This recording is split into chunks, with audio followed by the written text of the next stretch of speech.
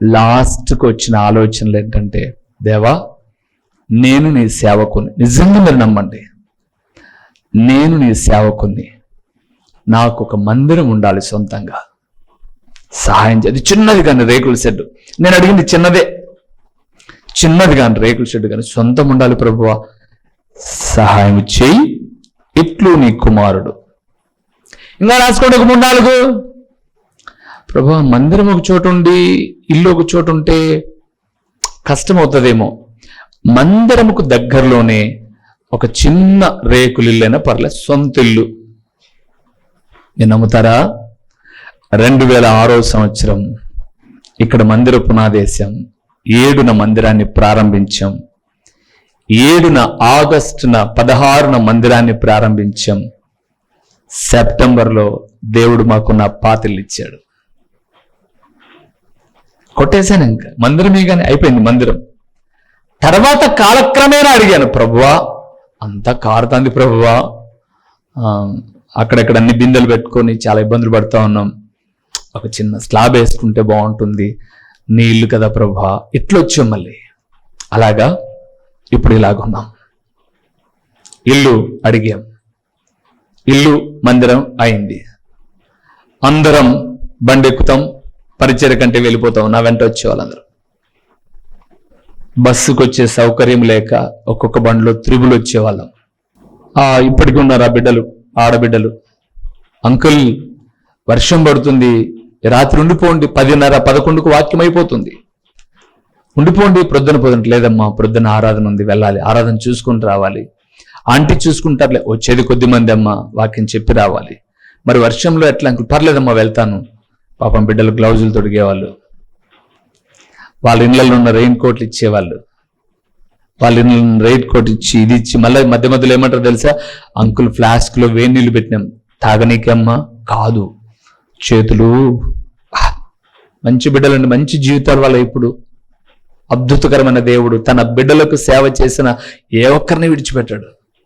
మధ్యలో మీరు రైడ్ చేసి బండ్లో పోతుంటే చేతులు తిమ్మిర్లు వస్తాయి అంకుల్, వర్షానికి కొంచెం వేడి నీళ్ళు చేతి మీద వేసుకొని మళ్ళీ మూవ్ అవ్వండి. బిడ్డలకు అందరు గవర్నమెంట్ జాబ్లు వచ్చి అలాగ వెళ్తూ ఉన్నప్పుడు అనుకున్నాం, ప్రభువా ఒక ఆటో ఉంటే అందరం పోతా ప్రభువా అని అడిగాం. కానీ దేవుడు స్థితిని మార్చేసరికి ఎఫెసీయులకు రాసిన పత్రిక 4:20 తర్వాత మాట్లాడుతున్నట్లు, మీరు అడుగు వాటి కన్నను ఊహించు వాటి కన్నను అత్యధికమైన మేలు చేయగలిగిన శక్తి కలిగిన దేవుడు. అందుకే నేను ఒక గృహంలో ఒక మాట చెప్పాను, దేవుడు మీ అవసరతలు తీరుస్తాడు కానీ మీ కోరికలు కాదు. ఏం తీరుస్తాడు? అవసరం. గొంతము కోరికలు చాలా మందివి, కోరికలు తీర్చాడు దేవుడు, అవసరతలు తీరుస్తాడు. ఇల్లు అవసరత తీరుస్తాడు, చదువు అవసరత తీరుస్తాడు, ఫీజులు కట్టాలి తీరుస్తాడు. కోరికలు ఉంటాయి చూడండి, కాలేజీకి ప్రభువా నేను ఆ పిల్ల మాదిరి ఉండే స్కూటర్ వేసుకొని వాళ్ళు అని అంటే ఆయన అంటాడు, కాలేజీలో ఎక్కువసేపు కూర్చోలేరా, నడుము నొప్పులు వస్తాయి, ఈ స్పీడ్లో నీకు కంట్రోల్ దిక్కు తెలియక ఏదో వడ్డీ వేడ నీకు తరకాయ వాళ్ళు కొట్టుకుంటావు, వద్దులే అంటాడు.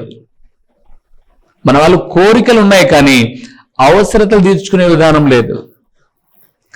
మీ పిల్లలు బాగా చదవాలన్నది మీ అవసరత ఉండాలి, ఇతరుల అనగదొక్కిపోవాలనేటటువంటి దురుద్దేశ కోరికలు ఉండకూడదు. అందుకే దేవుడు మాట్లాడుతున్నాడు, విస్తరించుట. అబ్రహాము లోతు ఇద్దరు బానిసలుగా వచ్చారండి. ఎక్కడికి అంటే బానిసలుగా అంటే అందరినీ వదిలిపెట్టేసి రిక్తహస్తాలతో వచ్చారు.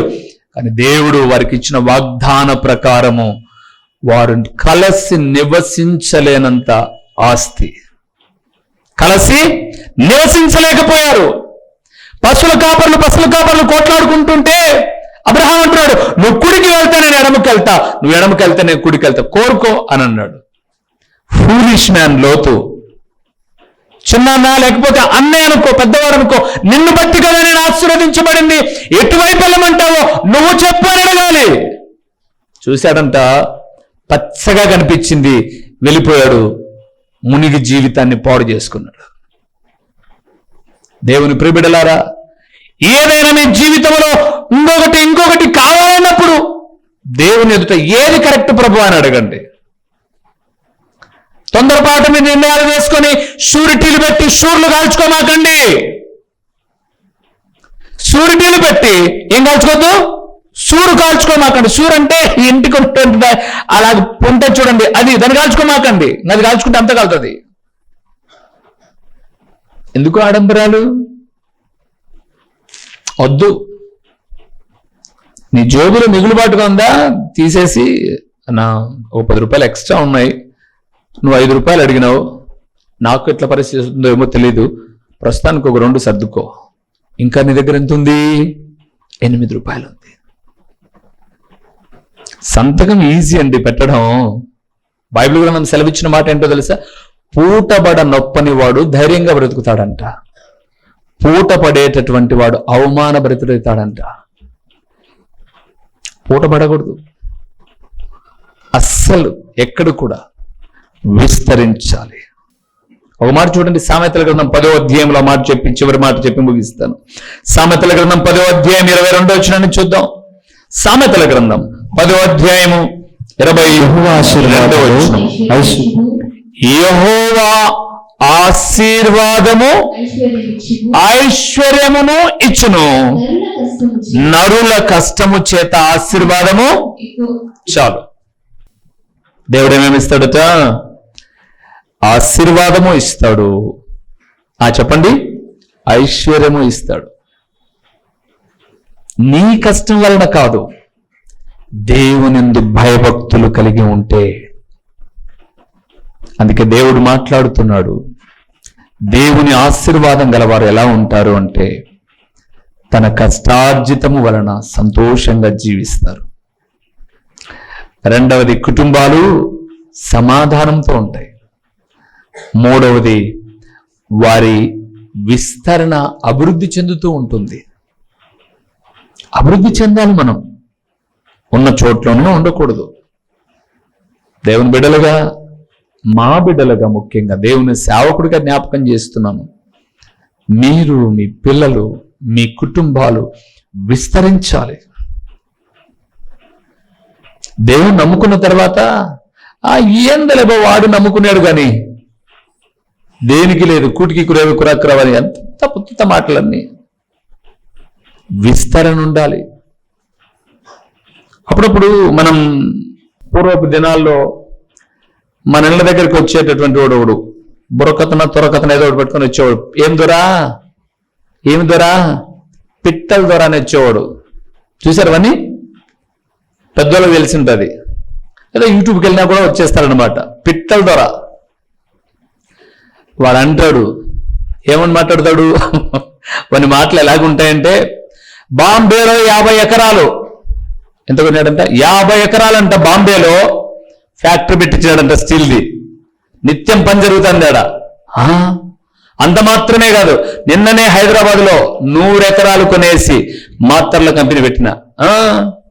పులివెందుల ప్రక్కన రీసెంట్ గా వారం క్రితమే కోళ్ల ఫార్మ్ పెట్టిన 50 ఎకరాల్లో. కోళ్ళ గింజలు లేక మీ ఇంటికి వచ్చిన అంటాడు. బాంబేలో ఎంత ఉందంట? 50 ఎకరాలు ఉందంట. హైదరాబాద్ లో 100 ఎకరాలు ఉందంట. పులివెందుల ప్రక్కన కోళ్ల ఫారం పెట్టి కోళ్ళ గింజలు లేక అడుక్కొని వచ్చినాక తప్ప ఏదైనా అట్టాటోని కాదంటాడు. ఏంటివి ఇవన్నీ? ఎచ్చల పాటలు. బాంబేలో 50 ఎకరాలు, హైదరాబాద్ లో 100 ఎకరాలు, పక్కన కోళ్ళ ఫారం పెట్టాడు. కోళ్ళకు గింజలు కొనుక్కోలేడు. అలాంటి వాళ్ళు మీకు ఆ పక్క నుంచి ఈ పక్క దాకా కనబడతారు. వాళ్ళలో మీరుండమాకండి. అందుకే విస్తరణ అనేది ఆధ్యాత్మికంగా ప్రేమలో, ఆప్యాయతలో, అనురాగాల్లో ఉండుట, ఆ అభివృద్ధి అనేటటువంటిది. చివరిగా ఒక్క మాట చెప్పి ముగిచ్చేస్తాను, సరేనా? ఏం భయపడమాకండి. చక్కటి వాక్యాన్ని మనం నేర్చుకోగలుగుతున్నాం. సంఖ్యాకాండం ఆశీర్వాదం అంటే ఏంటో చెప్తా. 6వ అధ్యాయము 24వ వచనం. సంఖ్యాకాండము 6వ అధ్యాయము 24వ వచనం. 24వ వచనం. ఆశీర్వదించి యెహోవా నిన్ను ఆశీర్వదించి నిన్ను కాపాడునుగాక. ఆమేన్ చెప్పండి. ఆమేన్. అవును, ఆశీర్వాదము అంటే దేవుని కాపుదల ఉండడం. ఏముండడం?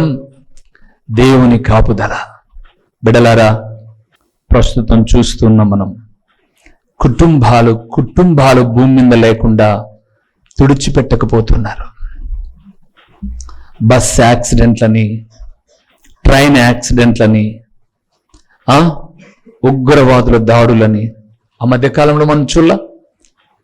2025 ఒక 6-7 నెలలు గడిచిన తర్వాత కాశ్మీర్ అనే మహానగరానికి ఏదో పర్యాటకులుగా వెళ్ళారు, పాపం దాడులు చేసి కాల్చేశారు. భార్య వస్తుంది, భర్త సేవ మనకు వస్తుంది, భార్య భర్తలతో పాటు పిల్లల సేవలు వచ్చాయి. ఎన్ని చూస్తున్నాం మనం. నిత్యము దేవుని కాపుదల ఉండడం ఆశీర్వాదం. దేవుని కాపుదల ఉండడం ఆశీర్వాదం. అవునండి, లోకములో ఎక్కడ చూసినా రకరకాల ప్రమాదాలలో ఏ పూట కాపూట మన పిల్లలు బడికి వెళ్ళి సురక్షితముగా ఇల్లు చేరుతున్నారంటే, భర్త బజారుకు వెళ్ళి ఇంటికి వస్తున్నాడంటే, భార్య చక్కగా స్టవ్ వెలిగించి మళ్ళా ఆఫ్ చేసుకుంటుంది అంటే, చెప్పండి, ఎవరి కాపుదల? దేవుని కాపుదల. దేవుని కాపుదల. పొయ్యిలు ఉన్నప్పుడు అమ్మ మరిచిపోయి టేసుకుంటే కాలుతాన్నది. ఏంది? కొంగు. ఇప్పుడు అట్లేం అవసరంలా. కొంచెం యామరపాటు పన్నారనుకోండి, ఎన్ని ప్రమాదాలు. కుక్కర్ అంత చిన్న వాచర్ సరిగ్గా కూర్చోలేదంట, డబోల్ మన ఎగిరి ఇండ్లంతా పప్పు పోసింది. అదృష్టం ఆమె పప్పు బలిగాలే. ఏంటి ఇవన్నీ? ఎన్ని ప్రమాదాలు చూస్తున్నాం మనం. చాలా దీన గణంగా గడుస్తున్నాయి రోజులు. కానీ అక్కడ అన్నాడు చూడండి, యెహోవా నిన్ను ఆశీర్వదించి నిన్ను కాపాడునుగాక. ఆశీర్వాదం అంటే ఎప్పటికప్పుడు దేవుని కాపుదల. బిడలారా, ఈరోజు ఎన్ని వ్యాధులు ప్రబలిపోయాయి భూమి మీద. అందరూ పైకి బాగానే ఉన్నారు, ఎప్పుడు ఏం జరుగుతుందో తెలియని పరిస్థితి. దేవుడిచ్చే కాపుదల చాలా గొప్పది. ఒక్క మాట చదివించి నేను ముగిస్తాను. యోబు గ్రంథం 29వ అధ్యాయము 2వ వచనం. పూర్వకాలమున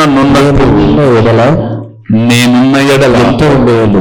ఎంత మేలు! దేవుడు నన్ను కాపాడుచుండిన దినములలో. ఆ మాట రాసుకోవాలి. దేవుడు నన్ను కాపాడుచుండిన దినములలో ఉన్నట్లు నేనున్న ఎడల ఎంతో మేలు. చాలు. ఏమున్నాడంట యోబు? పూర్వకాలం ఎలాగున్నాడట? పూర్వకాలము 7 మంది కొడుకులు, ఎంతమంది కూతుర్లు? 3 కూతుర్లు. పూర్వకాలము 7,000 గొర్రెలు, 3,000 ఒంటెలు, 500 జతల ఎడ్లు, ఆడగాడిదలు, బహుమంది పనివారు పూర్వకాలం. కానీ ఇప్పుడు పెంకు పిల్లతో గోక్కుంటూ ఉన్నాడు. ఏమైందో చెప్పమంటారా? యోబును దేవుడు శిక్షించలా. అపవాది యోబును శోధించడానికి ప్రయత్నం చేస్తే దేవుడు పర్మిషన్ ఇచ్చాడంతే. దేవుడు పర్మిషన్ ఇచ్చింటేనే యోబు కుటుంబం ఇట్ట అయిపోతే, దేవుడు కన్నెర్ర చేస్తే చెప్పండి, దేవుడు పర్మిషన్ ఇచ్చింటేనే బిడ్డలు దిక్కులు కొగరైపోయారు, భార్య వెళ్ళిపోయింది, స్నేహితులు పోల్చలేకపోయారు, పని వాళ్ళు తలలు మూస్తున్నారు, పిల్లవాళ్ళు ఎగతాళి చేస్తున్నారు. దేవుడు సాతానుకు అనుమతిచ్చింటే, అప్పుడు దేవుడే నీ మీద కన్నెర్ర చేస్తే ఏంటి పరిస్థితి? అందుకే దేవుని కాపుదల ఉండాలి ప్రియులారా. దేవుని కాపుదల మనకు అవసరం. 121వ కీర్తన చూస్తున్నప్పుడు కీర్తనాకారుడైన దావీదు అంటున్నాడు, కొండల తట్టు నా కన్నులెత్తుచున్నాను, నాకు సహాయము ఎక్కడి నుండి వచ్చినని మాట్లాడుతూ 6-7 వచ్చేసరికి అంటాడు, నీ రాకపోకల యందు యెహోవా నిన్ను కాపాడుతున్నాడు. ఆయన కాపాడుతూ ఉన్నాడు. ఎంత భద్రత అండి. ద గ్రేట్ మన ప్రపంచ దేశాలలో ప్రపంచ దేశాలలో ఉన్నటువంటి భారతదేశంలో అమ్మా అని పిలిపించుకునేటటువంటి శ్రీమతి ఇందిరా గాంధీ గారికి 2500 మంది సెక్యూరిటీ గార్డులు ఉంటే, సెక్యూరిటీ ఉన్నటువంటి ఇందిరాగాంధీ ప్రధానమంత్రిగా ఉన్నటువంటి ఆమెను 2500 మందిలో తన దగ్గర ఉన్న గార్డ్స్ 4 కాల్చి చంపారు. 2500 మంది సరిపోదని 3000 మందిని గార్డ్స్ గా పెట్టుకొని, సెక్యూరిటీగా పెట్టుకొని పెరుంబదూరనబడేటటువంటి చెన్నై నగరంలో ఉన్నటువంటి ఒక మహానగరానికి నన్నే గెలిపించండి, నా తల్లి రాజ్య పరిపాలన మరలా మీకు తీసుకొస్తానని వెళ్ళిన శ్రీ రాజీవ్ గాంధీ గారు 3000 మంది సెక్యూరిటీ ఉంటే ఒక ఆడ మనిషి వచ్చి బెల్ట్ బాంబుతో అలాగ ప్రెస్ చేసి పీస్ చేసింది. భూమి మీద విహరిస్తూ ఉన్నప్పుడు ప్రయాణం కొంచెం కష్టంగా ఉందని అలాగ ప్రపంచ దేశాల్లోనే ఒక పేరెండిక కలిగిన నాయకుడుగా శ్రీ వైఎస్ రాజశేఖర రెడ్డి గారు అలాగ ఆకాశంలో విహరించుకుంటూ వచ్చిన ఆయన కనపడకుండా వెళ్ళిపోయాడు. వాళ్ళకన్నా నీ మీద నా మీద ఉన్న భద్రత ఎలాంటిదో తెలుసా? 34వ కీర్తన ఆ మాట చూడండి. దేవుడు మనకి ఇస్తున్నటువంటి భద్రత ఎంత గొప్పగా ప్రియులారో. 34వ కీర్తన కండి ఒకసారి అందరం ఆ మాట చెప్పి ముగించేద్దాం. 34వ కీర్తన చాలా చక్కటటువంటి మాట. 7వ వచనం యెహోవా యందు భయభక్తులు గల వారి చుట్టూ ఆయన దూత కావలి ఉండి వారిని రక్షించును. ఆగండి ప్రియులారా, ఎవరండి మనకు భద్రత? చెప్పండి, ఎవరు? దేవుని దూతలు. ఒక్క దూత అష్షూరు దండులోనికి చొరబడితే హిజ్కియాకు వేరుగా పనిచేస్తున్నటువంటి అష్షూరు రాజు అయినటువంటి సన్హెరీబు రబ్షాకే అనబడే వాళ్ళు మా మనము తాగాలి, మా మూత్రము తాగాలి, మా మనము తినాలి అని కేకలు వేసిన వారు ఒక్క దండులోనికి ఒక్క దేవదూత వెళ్తే 185,000 శవాలు లేచే తెల్లవారేసరికి. అలాంటి దేవుని దూతలు నిత్యము నిన్ను నన్ను వాచ్ చేస్తూ కాపాడుతున్నారు. ఎంత గొప్ప దేవుడు, ఎంత గొప్ప ప్రేమండి మన మీద. ఆయన కాపుదల చాలా గొప్పది. అది ఆశీర్వాదం, అది ఆశీర్వాదం. కరోనా వచ్చిన తర్వాత ఎంతమంది అండి, ఎంతమంది రాలిపోయారు ప్రియులారా. నేను ఎప్పుడు ఆ మాట చెప్పక ఉండలేను, దేవునికి స్తుతులు చెల్లించక ఉండలేను. నా భార్య, నేను ఎక్కడో సువార్తకు వెళ్ళాను, వస్తూ నా వెంట కానుకతో పాటు కరోనా కూడా తెచ్చిన, కానుకతో పాటు కరోనా కూడా తెచ్చిన. అది నాతో పాటు వస్త్రాల్లో వచ్చింది, కానీ నాకు రాలే, ఆమెకు వచ్చింది. అప్పుడప్పుడే సేవ ప్రారంభం, అంటే టీవీ పరిచర్య 2020. ఆర్థికంగా చాలా ఇబ్బందులు.